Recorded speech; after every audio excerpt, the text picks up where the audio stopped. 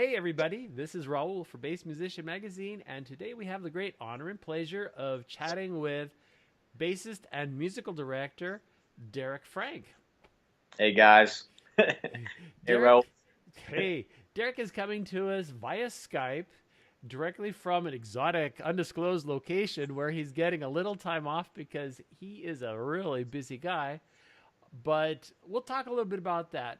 More importantly, so that people get to know you, Derek, tell us a little bit about your beginning with bass, your journey. How did you get started?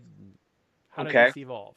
Well, I think the kind of desire to play started when I was a kid, watching MTV. I remember when MTV first came out, my friend told me about it, and I was like, "Oh, what is that? Music on television? What do you mean?" And once I saw it, I was just like, "Oh my God, I'm doing that." So that was kind of like the first thing, and then um, eventually convinced my parents to get me into some guitar lessons. And then I discovered bass in a music store. I didn't really know the difference, and I picked one up and started playing it. And I was just like, "Oh, this is cool," you know. And just kind of after that, I decided I wanted to play bass. So I was at the time I was a teenager. I was caddying at the golf course, saved up some money, bought this used Kramer Duke bass. It was like one of those Steinberger copies, Mm-hmm. like headless rectangle thing. Bought that, and yeah, just started practicing, and here we are today. Nice. And were you involved with school bands, or how did you develop? How did you learn? Yeah, I'd say, maybe a few months after I started playing, I got a band together with my friends, just your typical garage band. We'd get together at my friend's place and just play a lot of Zeppelin and Van Halen and stuff like that, just playing cover tunes. And we never really left the house. We would just jam a couple times a week. I think we played one backyard party at my friend's place, but it was just, we were just kind of growing together, Mm-hmm. learning how to play. So I was doing that. And then eventually, my family moved from Connecticut to Cleveland, and in Cleveland there were no bass players at the school, and I was taking a music theory class, and the band director said, we don't have any bass players. Would you be into doing jazz band and concert band and all this? And of course I was like, yeah, I wanted to play. I'd never been exposed to anything beyond rock at that point. Never had to read charts or anything. So yeah, I got thrown into jazz band. Started learning how to read. And I played in the pit orchestra, so I played for all the school plays, all the musicals. Then I played in concert band because he didn't have enough tubas either, so I would play the tuba parts in concert band, and then marching band, which was kind of fun. He bought a wireless and a generator for an amp, so he would put the amp on the sideline with this little car battery generator, and I was in a marching band uniform with the hat and everything, marching around the field, football field, at halftime. Yeah, playing tuba parts on electric bass, and all that just kind of helped me develop, helped me, learn how to read and play different kinds of music, and yeah, so yeah, I was doing that in high school. Totally. And so, did you pursue it further after high school? Did you go? I did, and even in high school, that band director was a guy named Craig Kepner, who was the band director in Cleveland where I was. He heard about an audition for what was called the Ohio Jazz Orchestra for Youth. It was like a kind of an all-state jazz band thing. Mm-hmm. So he, said, "Oh, you should go audition for this thing." I was like, "All right, whatever." I went down and auditioned, and I ended up getting the gig. And so I started doing, a lot of rehearsals and performances with this jazz band. And from there, we started our own little quintet. I think it was. Yeah, we had yeah, it was bass, drums, keys, guitar, and sax, and we just kind of formed this little jazz quintet. And we ended up getting some gigs around town. We were playing at some restaurants. I think we had this like steady Friday night gig at a restaurant, making $25, but I thought it was the best thing in the world. Um, so I started doing that, and then from there started getting recommended to do some other gigs around town, around Cleveland. So I kind of started doing some professional gigs when I was about 16. Um, yeah, just kind of I was just kind of fortunate that way. Um, and then from there, as I started getting serious about music, that same band director suggested I check out this music camp called Interlochen. It's this great summer program up in Michigan, Mm-hmm. and I ended up going for 2 summers, and then they have a year-round program as well called Interlochen Arts Academy. After my second summer, I was just so into it, and I just wanted to just learn as much as I could. And I convinced my parents to let me go to this boarding school. So I spent my senior year up at Interlochen Arts Academy, and you're in the middle of the woods, you have nothing to do but play. So I was playing all the time, and just kind of increased my skill set from there. Um, yeah, so that's kind of like where I kind of started, really getting serious. Very nice. Yeah. And it continues to support, which is an ongoing issue, and that is the cuts that the arts are suffering under current government guidelines. So Yes. I hear time and time again how influential school bands and early band directors and people, what a incredible effect they've had on the life of so many Yeah. musicians that have provided the country, the world, with a soundtrack to our life. If it hadn't have been for those early programs, Mhm. we wouldn't have nearly as much. And so again, this is a time where hopefully so many musicians and people will continue to exert pressure on the powers that be to support the arts and support music education as it is, because it is such a vital and important thing. Yeah. So Absolutely. after Interlochen, what happened? How did you leap off into space? Well, so after Interlaken, my parents met somebody that worked for Royal Caribbean Cruise Line, and they somehow, were talking about me, I guess, and suggested, oh, like you should have him audition, for the, to play on a cruise ship. And Mm-hmm. I'd never really heard about that. So my parents set up an audition for me, like through their friend that worked at Royal Caribbean or had a contact there.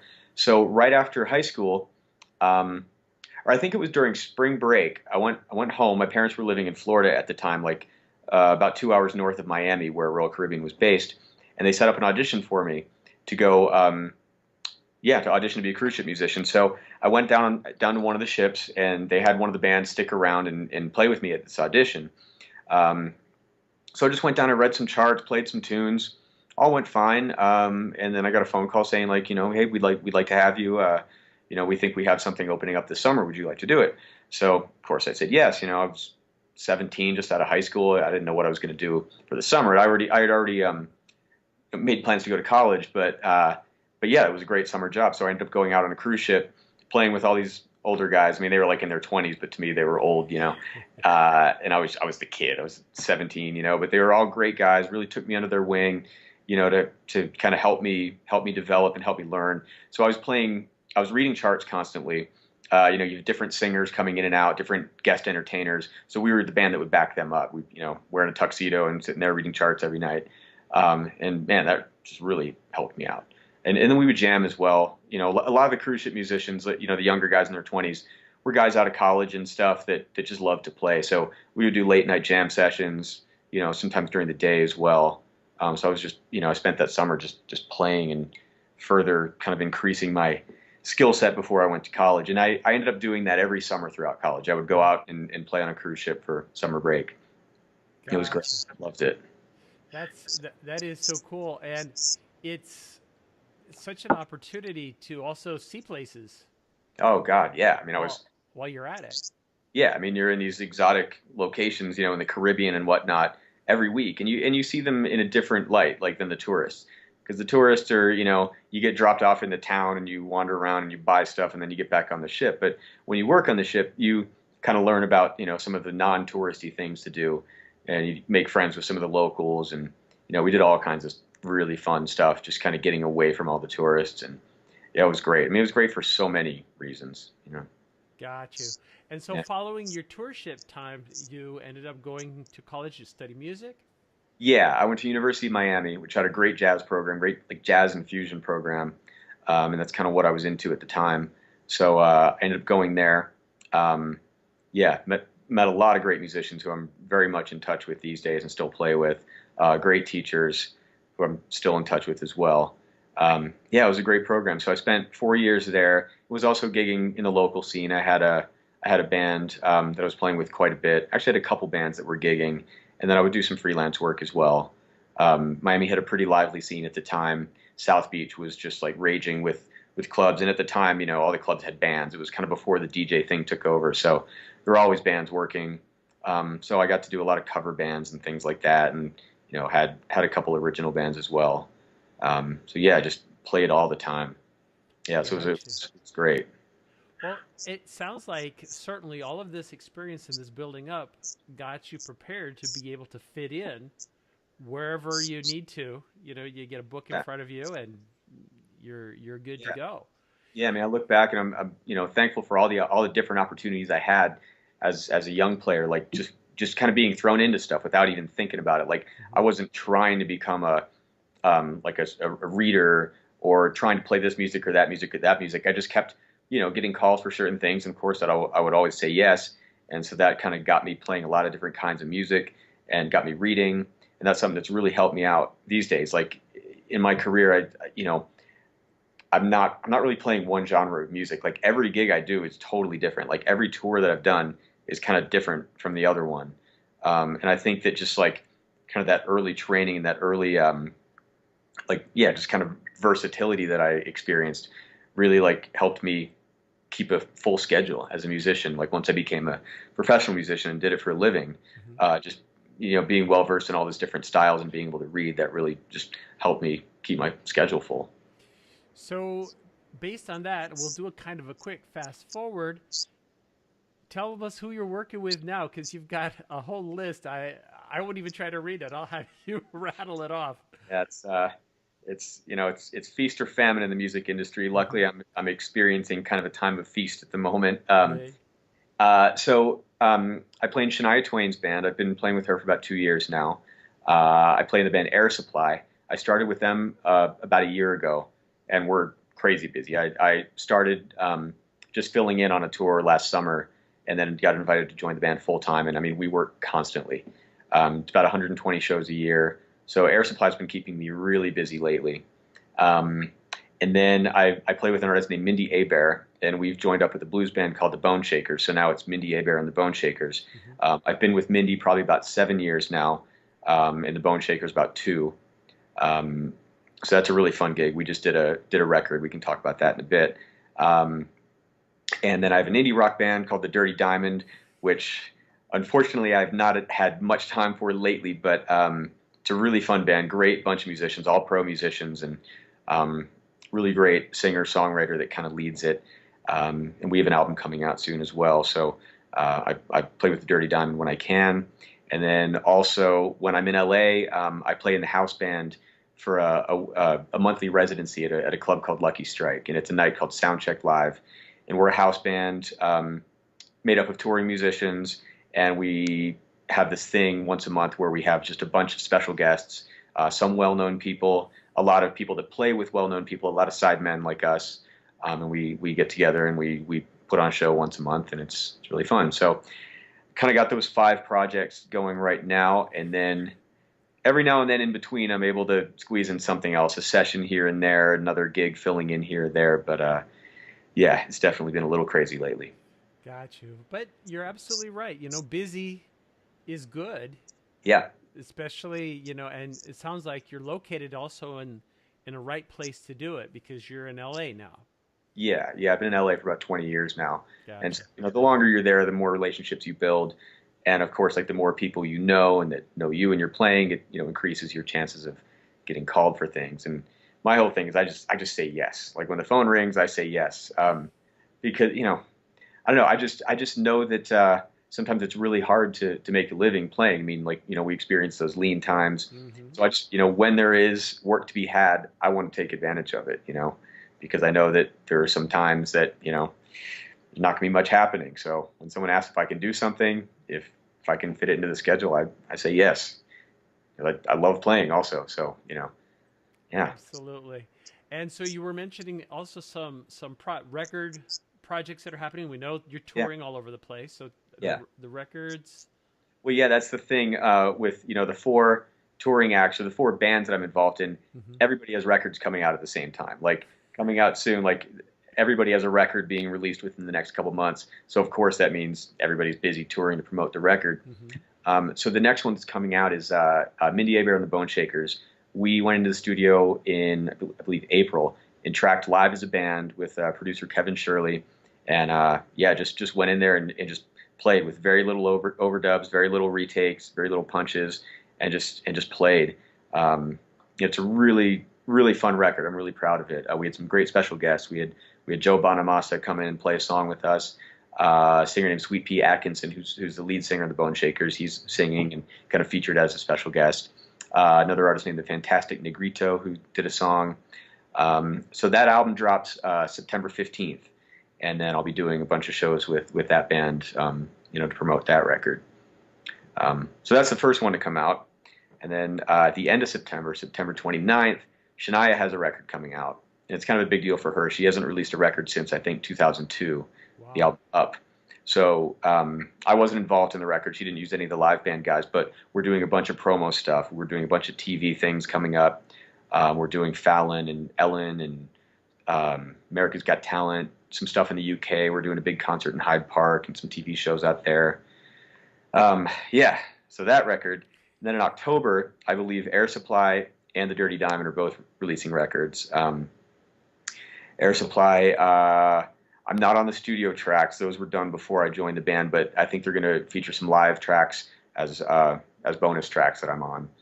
And then the Dirty Diamond, we've been tracking that record, working on it for about 2 years now, and it's labor of love. And that'll be coming out at some point in October as well. Very cool. It's happening at once. I hear you, man. It's crazy. Now, Air Supply hasn't had a record for quite some time either, have they? I'm honestly not sure when the last record came out, but Graham Russell, who's the main songwriter, he's always writing. I mean, he's like, I really admire the hell out of Graham. He's been at it so long and still just loves to do it. He'll bring in new songs, once every month or two. He'll bring in something new that we'll incorporate into the show and kind of rotate some things in and out.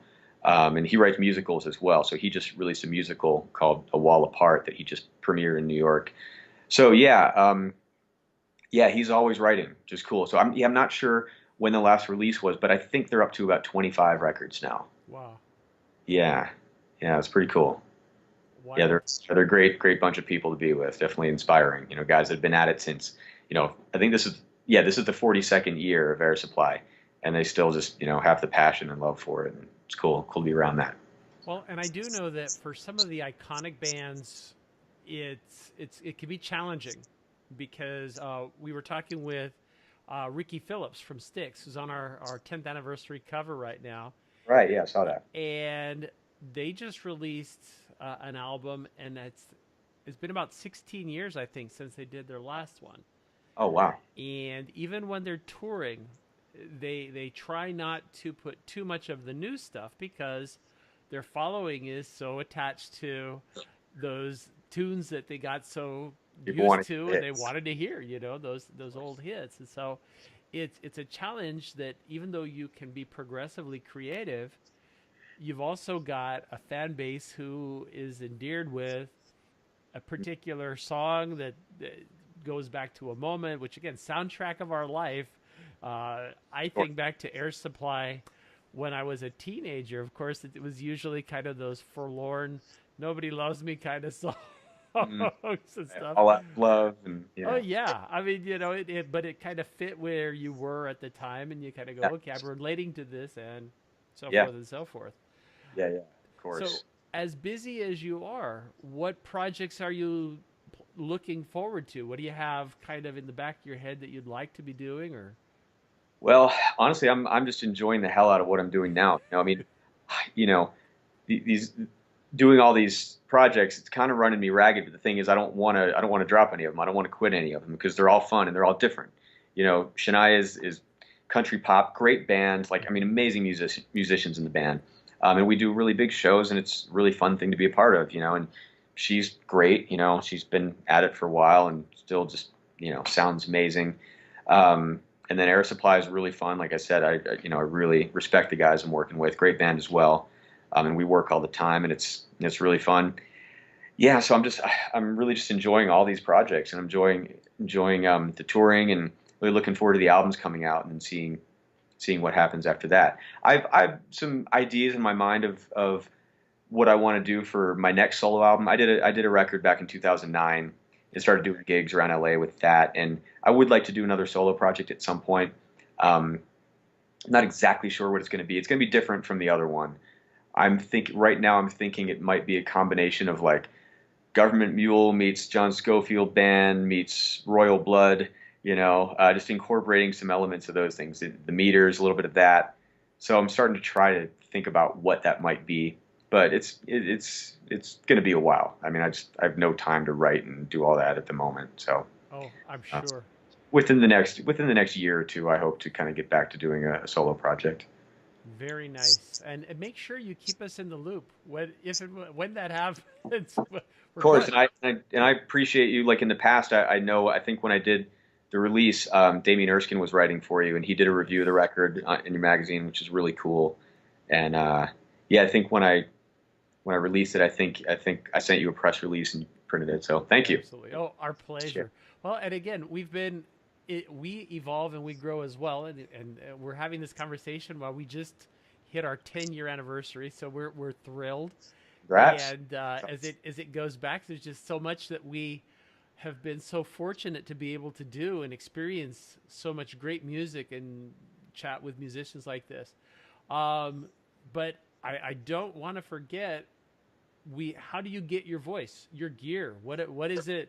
Mm. What's in your hands that's giving you all of this that you can put out there? Yeah.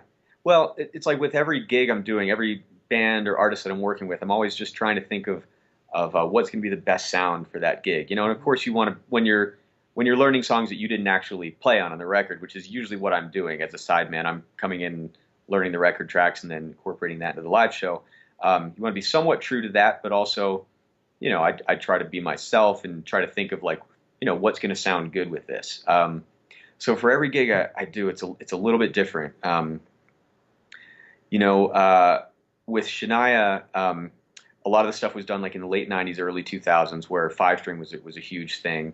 And I don't play a lot of five. I'm not a big five string guy. I love P basses and jazz basses. I love playing four string. So I started to think, okay, well, what can I do for this? So on her gig, I play all four string, but I play a couple of them that are tuned down a fourth. I play B, E, A, D, four strings. Um, and Lakeland has been really good to me over the years, and I use a couple of Lakeland basses on that gig. I use a Lakeland Decade, which they made me with a custom pickup configuration. It's more of a they're more of a jazz bass configuration. I've got some Nordstrand big blade pickups in that Decade bass, so I play that. I also play a Lakeland Darryl Jones four string jazz bass, tuned BEAD on that gig. So those are my two tuned down basses I play. And then we do kind of a country section where it's all P bass. So I have a 63 P bass that I brought out for a while. And then once I discovered Labella's Olinto basses, they're like kind of a boutique P bass. I ended up getting one of those, and that became the P bass that I use on that gig. So that's been great. And then synth wise on that gig, I used a Dave Smith Instruments Mofo SE, just an analog synth, and I play it on 1.5 songs. I play it on That Don't Impress Me Much, and then I lay down just like some little kind of like swells on another song. Yeah, so those are the basses for that gig. Interesting thing with her is that we don't use any amps. So I kind of had to build a good kind of preamp floor rig to use with that, something that's going to sound good just in the in-ears. Mm-hmm. So for that, I use a Noble tube preamp DI, which is amazing. Jack from Noble brought it actually backstage at a San Jose show a while back to show me, and I was just blown away. So that's become my main unit for doing in-ear gigs now. So I use that, and I use an Origin Effects Cali 76 compressor, and then a dark glass vintage microtubes pedal for a little bit of drive, and that's it. Real kind of simple setup, but I mean that just sounds great in the ears. Yeah, so that's what that one. For every gig I do, there's a different setup. So that's what I use with her, and then with Air Supply, it's a little simpler. We do use amps, so I always have an Aguilar amp. We backline our amps. In my backline rig of choice is an Aguilar DB750 or 751, along with two DB410 cabinets or an 810 cab. So I use that, and then I also use the Noble preamp and the Cali 76.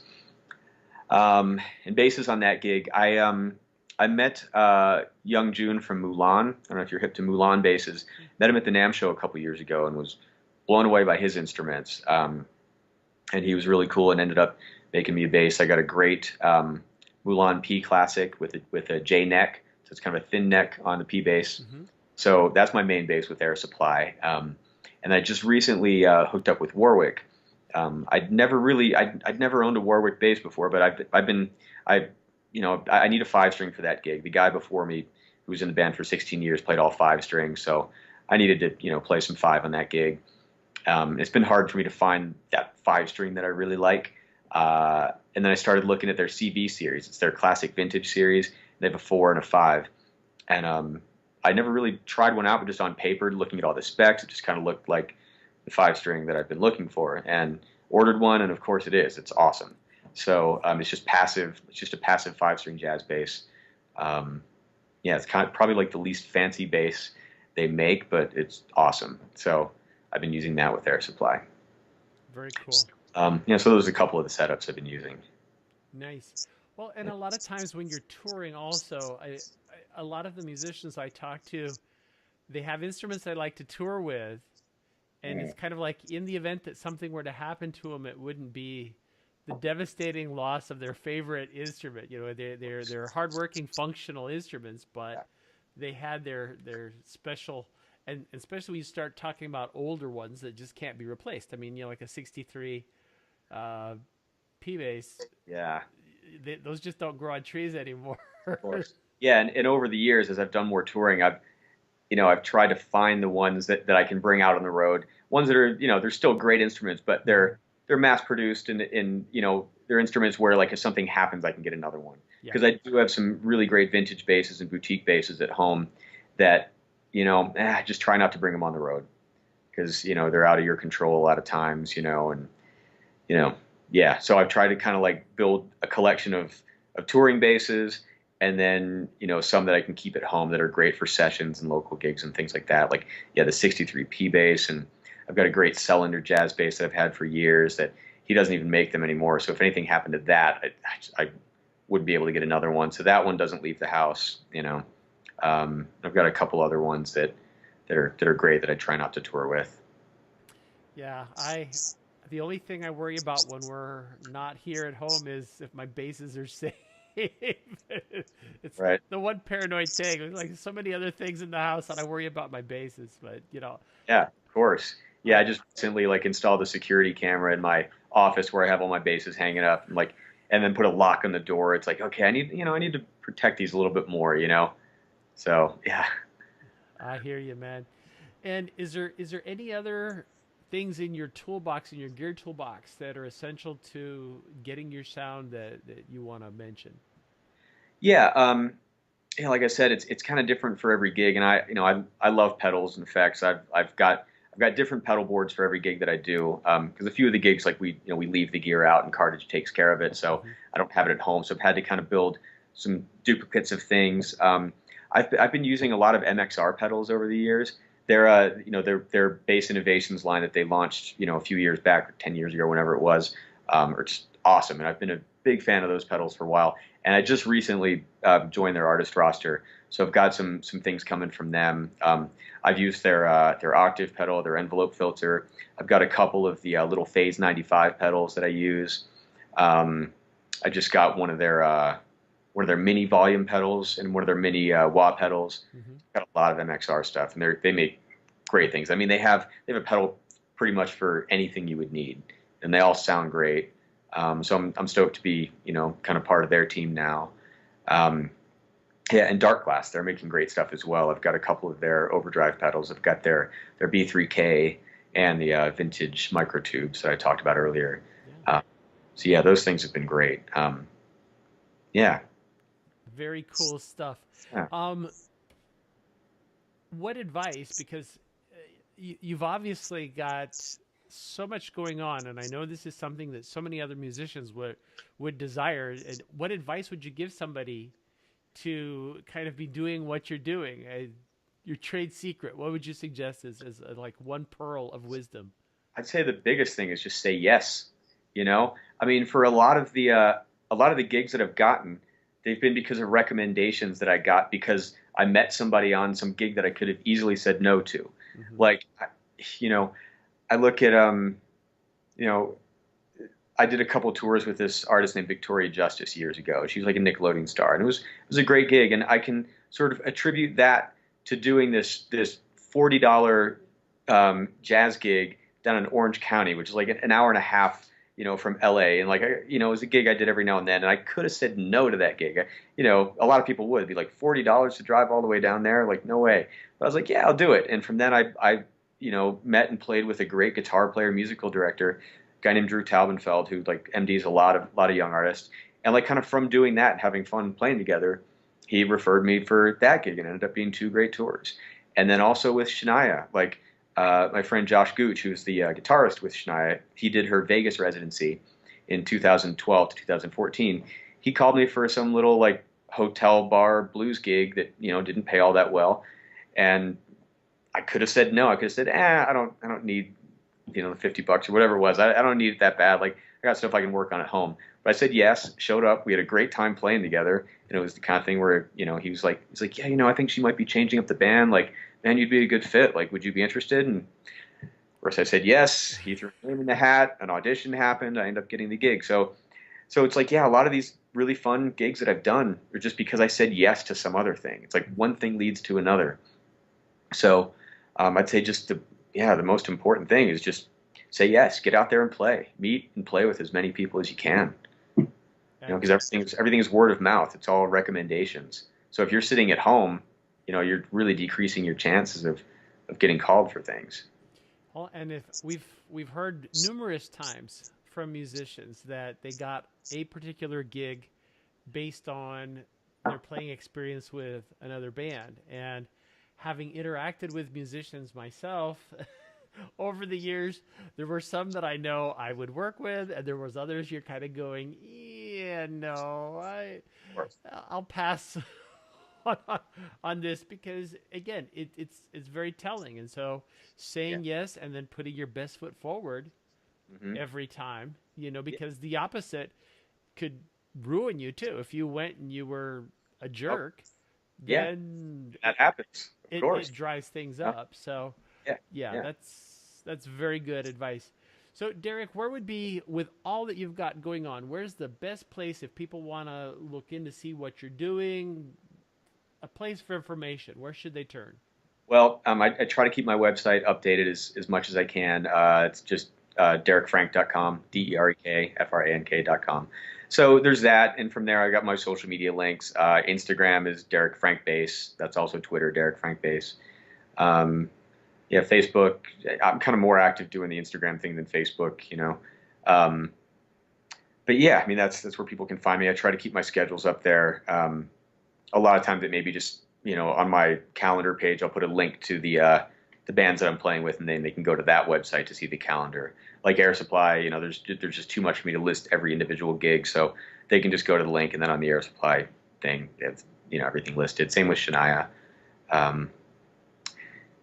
But I try to keep things updated so people can find me. Nice, and it's very smart, because more likely than not, they have somebody who is in charge of keeping that information updated on their site. So if you just link it,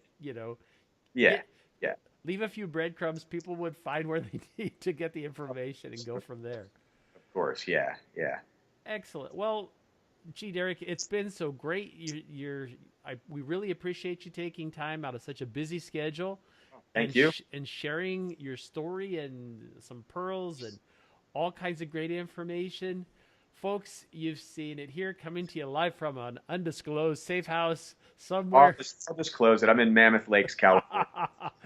My happy place. It's where I go to get away. It's in the mountains. It's awesome. Yeah, I'd live here. Good. There you go. Well, again, Derek, thanks so much, folks. You've seen it here. Derek Franks coming to you live on Bass Musician Magazine. All right. Thanks, Raul. Appreciate it, man. Thank you.